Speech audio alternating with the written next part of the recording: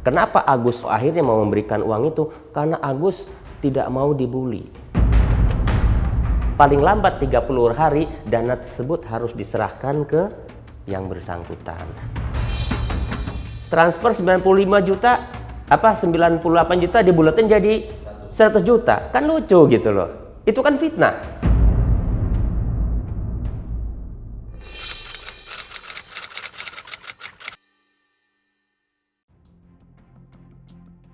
Ya, baik, terima kasih. Ya, memang polemik ini ya terkait donasi Agus ini memang sangat carut marut ya. Seperti yang kita ketahui bahwa ini ada aktor, kalau menurut saya di belakang ini yang mencoba memainkan panggung ini. Padahal kalau berbicara hukum, sejak awal sudah saya katakan apa yang apa yang dilakukan oleh Agus itu terkait dana donasi yang masuk ke rekeningnya itu sudah menjadi haknya. Seperti itu ya. Dalam konteks ini juga ada 3 aspek yang perlu dibahas ya. Aspek moral, aspek legalitas, dan aspek hukum. Aspek hukum seperti yang tadi saya ungkapkan, bahwasanya akibat carut marut ini seperti yang kita ketahui akhirnya dari donasi lari ke polisi seperti itu.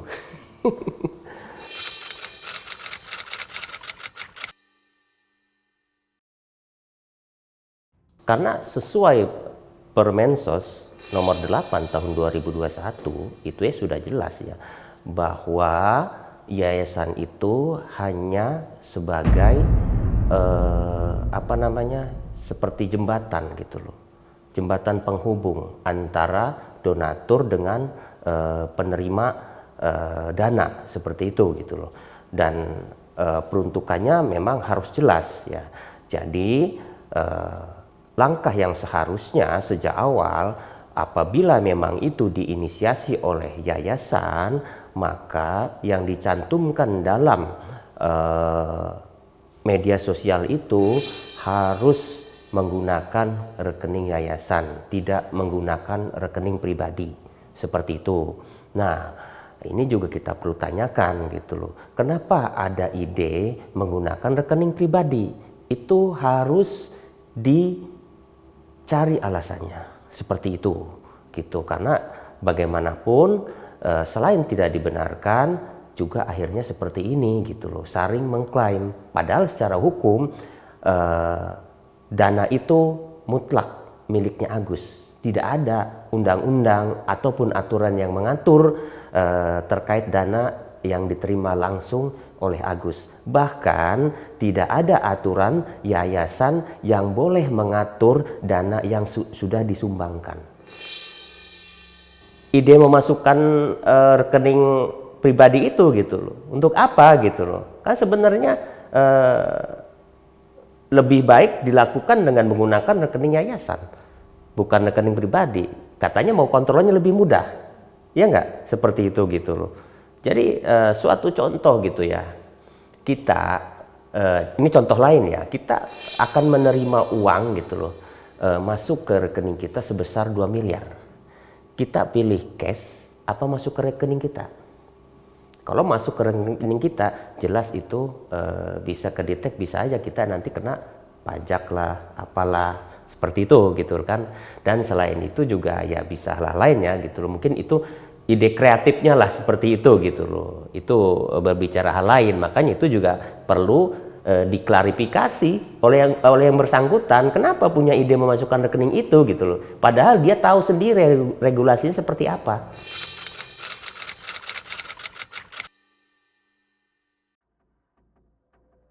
Ya kalau poin kedua, kalau alasan dia biar langsung diterima, ya harusnya tidak jadi persoalan. Karena tidak ada alasan gitu loh. Tidak ada alasan untuk istilahnya mempermasalahkan terkait penggunaan itu oleh si penerima dana. Tidak ada alasan. Karena tidak juga ada undang-undang yang mengatur itu. Seperti itu. terkait legalitas yayasan ya, ini ada dua. Legalitas pendirian yayasan atau izin donasi. Ya, seperti itu gitu. Karena banyak sekali ya yayasan yang berdiri hanya dengan akte. Hanya dengan mungkin Kumham, tapi dia tidak didaftarkan di Kemensos. Seperti itu gitu loh. Karena dua legalitas ini memiliki fungsi yang berbeda.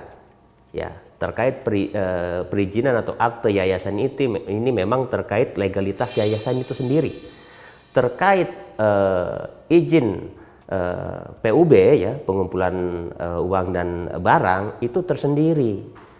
Ya, jadi memiliki izin tersendiri dan harus dilakukan pengajuan dulu ya. Dia membuat program terkait penggalangan dana itu, diajukan ke dinas setempat untuk meminta rekomendasi dan diajukan izinnya ke Kementerian Sosial, dan itu perlu waktu.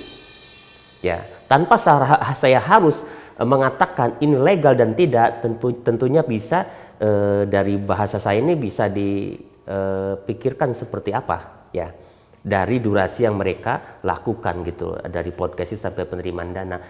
Perizinan itu perlu waktu paling cepat seminggu, bahkan bisa 2 minggu dari proses pengajuan itu ya, dan dari proses pembuatan anggaran, bahkan nanti dari pihak Kementerian Sosial juga dia akan datang ke yayasan, dia akan survei. Seperti itu ya. Jadi proses perizinan itu tidak mudah sehari 2 hari atau dengan mengajak orang Kemensos itu selesai, tidak. Jadi terkait izin pengumpulan dana lewat media sosial itu harus izin Kementerian Sosial. Itu sesuai Permensos nomor 8 tahun 2021, dan izinnya lama nih. Ini yang perlu menjadi catatan gitu loh. Ini kan prosesnya cepat ini pengumpulan dana gitu loh ya. Jadi kalau berdasarkan mengikuti perizinan ini lama, bisa seminggu, izinnya paling cepat baru keluar atau 2 minggu. Dan satu izin donasi hanya untuk satu program, hanya untuk satu penerima manfaat atau hanya satu peruntukan, tidak boleh untuk yang lain. Jangka waktu izin ini adalah 3 bulan. Seperti itu ya. Dan kalau melebihi dari 500 juta itu harus ada audit ya, seperti itu gitu loh, untuk transparansi pelaporannya, seperti itu. Makanya terkait kasus ini monggo silahkan gitu loh, karena bagaimanapun publik perlu tahu ya, ini pengumpulan donasi ada izinnya enggak. Silahkan di-share di media sosial, nggak ada masalah kalau terkait ini ya. Jadi itu gitu loh. Sekaligus saya mengingatkan, kalau memang resmi dan legal ada izinnya, ya tolong di-share.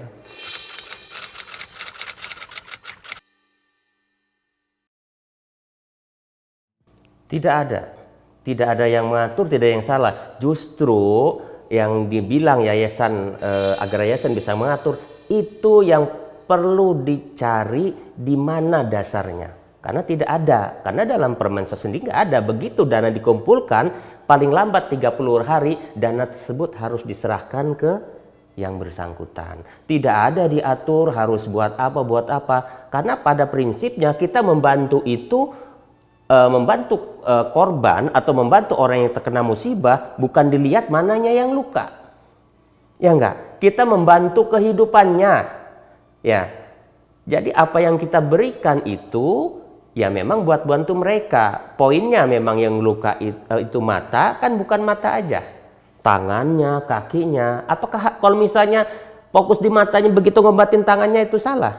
Kan tidak. Ya enggak? Semasa hidup dia juga punya masa lalu. Ya enggak? Mungkin punya utang, mungkin dengan orang tuanya dulu dia tidak pernah ngasih ataupun apa. Itu kan ranah pribadi dan orang tidak perlu tahu, dan saat ini kan diumbar ke bapaknya sekian, ke ininya sekian, maksudnya apa? Jadi seperti itu gitu terkait 98 juta segala macam. Saya perlu tekankan bahwa Agus itu hidupnya itu numpang di Wawa. Coba kalian pahami gitu loh. Seandainya ini terjadi pada diri kalian, kalian menumpang di tempat orang ya dengan kamar yang sebegitu kecil, sementara orang ini dalam kesulitan ketika kita ada rizki. Coba apa yang terjadi gitu loh. Kalau misalnya harapan mereka tidak kita berikan. Ya enggak? Seperti itu gitu loh. Dan itu pun istilahnya saya pertanyakan balik, salahnya di mana? Penyalahgunaan di mana? Begitu menyebut penyalahgunaan artinya berbicara hukum. Karena harusnya yang timbul bukan penyalahgunaan, apalagi istilahnya nilep. Ya, harusnya yang diungkapkan tidak sesuai peruntukannya. Ya enggak? Itu merupakan tuduhan. Penyalahgunaan itu merupakan pencemaran gitu loh. Jadi apabila kita menuduh orang menyalahgunakan, harus punya dasar hukum dan menanggung konsekuensi hukum gitu bila tidak sesuai seperti itu. Uang Agus, bahkan uang yang ada dalam rekening yayasan itu juga harusnya diserahkan ke Agus. Pada saat podcast di Densu itu ada 2 rekening, rekening yayasan katanya sama rekeningnya Agus. Harusnya yang ada dalam rekening yayasan itu dikasihkan ke Agus, bukannya uangnya Agus diminta ke yayasan. Itu sudah salah kaprah dan saya bisa pertaruhkan atau bisa pertanyakan di mana dasar hukumnya bisa seperti itu.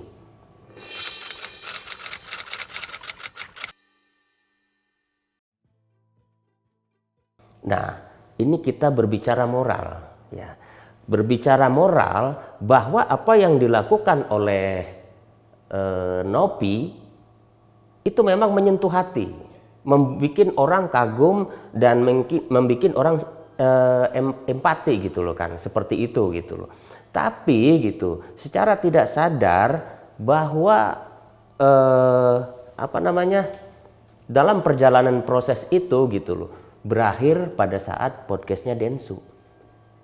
Ya, pada saat proses pengumpulan dana lewat YouTube-nya Densu. Dan perlu saya ingatkan, harusnya antara Densu dengan Yayasan Nopi itu ada perjanjian. Karena bagaimanapun memiliki keterikatan. Seperti itu gitu. Nah, sekarang yang timbul permasalahan gitu. Begitu dana ini terlihat terkumpul banyak, saya nggak habis pikir gitu loh. Padahal kan istilahnya tidak perlu dia tweet-tweet di media sosial gitu loh dengan menggiring opini gitu yang menimbulkan polemik saat ini kan. Itu kan bisa dilakukan dengan baik-baik gitu loh. Ya. Dan contohnya begitu dia tahu tanya dana masuk 500, dia kan langsung speak up. Mengatakan, "Guys, dana kita cek minta mutasi rekening berkali-kali dikasih 500, ternyata besoknya ada 1,5. Ya kan? Logikanya gitu loh. Ini saya cek yang menyumbang itu ribuan. Bahkan ada yang 20.000, ada yang 10.000, ada yang 13.000, ada yang 1 juta, bahkan ada yang lebih ya. Memang ada dari beberapa lembaga sosial seperti itu masuk gitu. Nah, masuknya dana itu gitu loh. Mungkin pada saat diinformasikan 500 juta itu ya dapatnya mungkin sekitar 500 atau lebih dikit gitu. Ya begitu besok ya jelas beda lagi dong. 1 jam 1 menit juga pasti itu ada perbedaan gitu loh. Sejak dipublikasikannya YouTube itu gitu loh. Pasti kan tidak sekaligus. Dan kenapa gitu loh? Itu menjadi sebuah alasan untuk menyalahkan Agus. Agus dianggap bohong, tidak kooperatif, ya enggak? Dianggap macam-macam lah seperti itu. Jadi secara tidak langsung itu merupakan ungkapan yang bernada provokasi gitu loh, sehingga menimbulkan netizen yang tidak ngerti apa-apa. Jangankan netizen, orang yang pinter aja saya lihat sekarang tanpa mengerti atau tanpa mendalami perkara ini udah asal ngomong aja gitu, hanya memperkeruh suasana.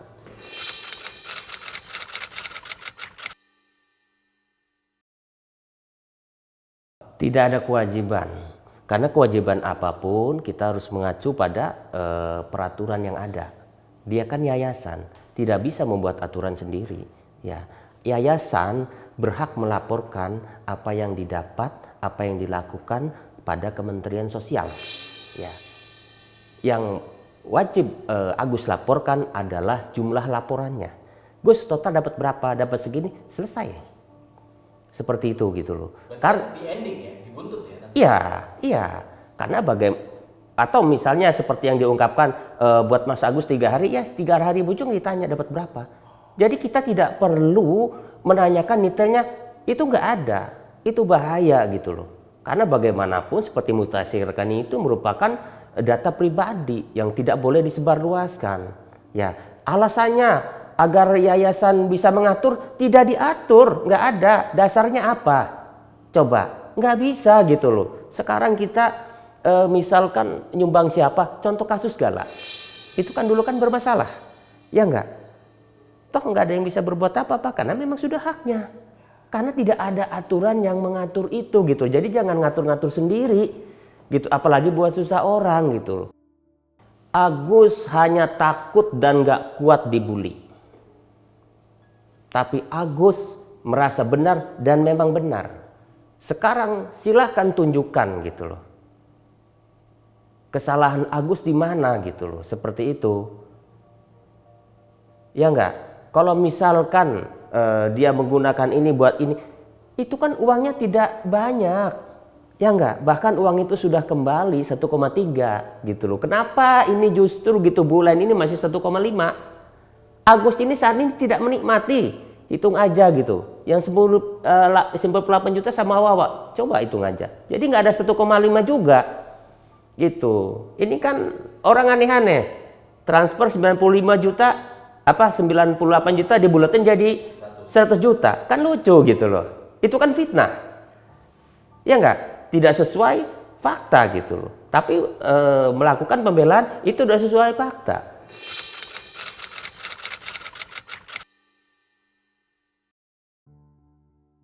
Jadi menurut pengakuan Agus ya, ini yang pertama ya. Kenapa Agus akhirnya mau memberikan uang itu? Karena Agus tidak mau dibully. Karena itu kan sudah mulai, saya bilang kan, dengan mengungkapkan dengan cuit-cuitannya itu sudah menggiring, itu sudah mulai gitu. Dia tidak mau itu gitu. Dia tidak mau timbul masalah baru gitu dengan sakitnya dia. Sekarang orang sehat aja banyak pikiran sakit, apalagi orang sakit seperti Agus gitu loh. Ya enggak? Makanya pada saat itu genderang riuh itu sudah dimulai, Agus sudah takut gitu loh. Jadi apapun dia lebih baik minta maaf. Ya enggak? Dia tanpa memikirkan dia salah benar, lebih baik minta maaf. Dia sampai sujud-sujud loh. Agus tidak memikirkan salah benar. Ya, bagi Agus karena dia tidak mengerti apa-apa, diterpa seperti itu, daripada malu kan, dipermalukan gitu. Iya, lebih baik diserahkan. Iya enggak? Kan itu menyangkut harga diri. Ya benar. Sekarang coba, siapa yang mau harga dirinya dia acak-acak?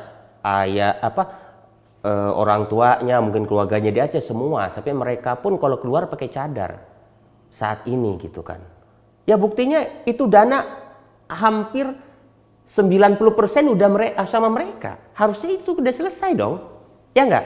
Paling enggak ada berimbangan gitu loh. Tinggal yang berapa juta ya dengan cara inilah gitu loh. Jadi tidak tidak menjadi besar seperti ini gitu loh. Kenapa pada akhirnya saya menjadi kuasa hukumnya? Ya karena itu dari cita mereka. Bahwa setelah dana itu pindah ke yayasan, apa yang diomongkan si N ini tidak terbukti. Dari omongannya kan dia bilang kalau dana itu besar kan kita bisa berobat ke Singapura, kita bisa berobat ke dokter spesialis yang bagus, Mas Agus bisa kita belikan mobil buat transportasi warawiri, atau nanti ke depan bisa dibelikan kontrakan buat usahanya dia. Gak ada. Dari tanggal 12 tidak sampai kita terima kuasa tanggal 19 itu lama. Kalau dia care gitu loh, kalau dia memang sesuai apa yang diomongkan, belikan dong kendaraan, jangan buat susah orang. Langsung kan, tidak perlu waktu. Pindahkan dia dari tempatnya Wawa, cari kontrakan, cari apa yang lebih layak. Nggak layak di sana kalau menurut saya gitu kan. Dan operasi segera gitu loh. Lakukan yang terbaik.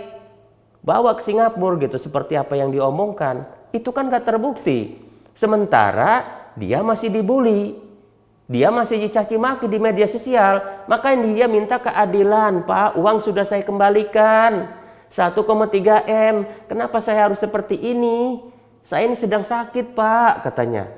Seperti itu, saya cukup sakit mata, badan saya. Kenapa harus sakit hati saya, orang tua saya, keluarga saya yang di Aceh? Itulah yang membuat kita terenyuh untuk membantu dia mencari keadilan. Ini dari mana gitu loh. Karena hingga Jumat pun kalau nggak salah itu si yang namanya Pia ini masih diminta buat klarifikasi on kamera. Diminta mutasi rekening juga gitu loh. Masih dipres. Seperti itu gitu loh. Dan sejak proses tanggal 12 itu hingga sejak tanggal 12 itu begitu uang pindah ke yayasan, ya berobat hanya sesuai permintaan atau sesuai kebutuhan, sudah tanpa ada tindakan lain-lain. Kalau misalkan dia beralasan, oh nggak ada permintaan, loh dia kan dari awal yang punya ide, dia kan yang pinter gitu loh. Mereka kan bingung mau ngapa-ngapain kan gitu, harusnya actionnya dari mereka dong, jangan menyalahkan balik ke keluarga Mas Agus seperti itu gitu.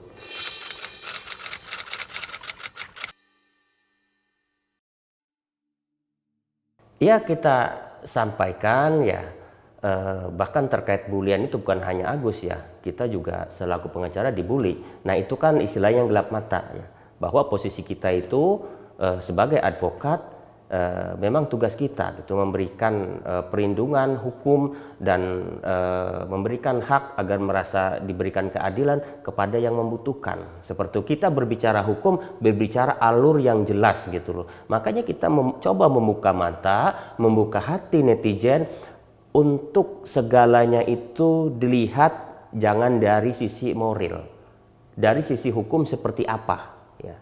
Seperti yang saya jelaskan tadi, dari sisi hukum bisa dilihat apa donasi ini sesuai perizinan, sesuai peruntukan, sesuai ketentuan atau tidak. Yayasan ini berizin atau tidak, dan itu juga perlukan transparansi demi memberikan kepercayaan kepada publik yang akan mendonaturkan lagi, demi juga nama baik pemilik yayasan itu gitu loh. Seperti itu, jangan juga ditutup-tutupin. Kalau memang faktanya memang semuanya jelas berizin, ya ungkap ke publik karena ini sudah menjadi konsumsi publik gitu. Jadi kita berharap kepada netizen agar berpikir lebih berimbang gitu loh. Jangan hanya ikut-ikutan gitu kan, hanya karena ngefans dengan orang-orang tertentu gitu tanpa ataupun mengenyampingkan hal-hal yang sifatnya kemanusiaan. Ya, open donasi itu ya kalau sekiranya dilakukan untuk peribadatan atau sepertinya di pinggir jalan atau apa sama kelompok, itu tidak memerlukan izin. Ya bisa diberikan secara langsung seperti itu gitu. Jadi itu tidak jadi soal. Tapi untuk hal-hal yang besar seperti ini, apalagi di seluruh Indonesia yang menyumbang, emang itu harus ada izin tersendiri dari Kementerian Sosial gitu loh. Yang menjadi kontrol adalah Kementerian Sosial. Kita juga menghimbau kepada Kementerian Sosial ini untuk turun tangan ya, membantu, memediasi dan mengatasi carut marutnya terkait donasi Agus ini.